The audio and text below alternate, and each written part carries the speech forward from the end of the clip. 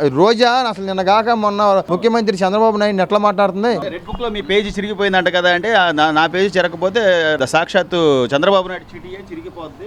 అందుకని నగరంలో ఓడిపోయింది. నగరంలో ఓడిపోయి అక్కడికి వెళ్ళింది. అక్కడ ఒక లెగ్ పెట్టింది, అక్కడ ఓడికొట్టొచ్చింది. మరి స్టాలిన్ గారిని ఇప్పుడు చంద్రబాబు నాయుడు గారి సీటు ఏమో సించేంతటా చంద్రబాబు నాయుడు గారు ఇలాంటి వాళ్ళని 190 మందిని సదాకోటి లింగాల్లో ఏమో ఒక బోర్డు లింగం. అసలు అక్కడ విజయ్ గెలిచింది కూడా మా వాళ్ళే. జగన్మోహన్ రెడ్డి గారు ఫోటో పట్టుకోవడం వల్ల, జగన్మోహన్ రెడ్డి గారిని ఫాలో అవడం వల్ల కూడా వాళ్ళు సంబరాలు. అందుకని ఆ 11 సీట్లు తగ్గినాయి వాళ్ళకి. ఆ 11 సీట్లు వాళ్ళకి తగ్గినాయి. నేను కానీ వెళ్ళబోతే ఆ 11 వచ్చాయి శుభ్రంగా. ఎవరు కూడా ఏళ్ళు అడ్డం పెట్టేవాళ్ళు కాదు. తమిళనాడు రాజకీయాలకి ఇక్కడికి సంబంధం ఉందా? అసలు వాళ్ళ మాట వాళ్ళకి అర్థమైందా? నాకు కావాలి ప్రతిపక్ష హోదా ఇవ్వకపోతే నేను రాను అసెంబ్లీకి. నేను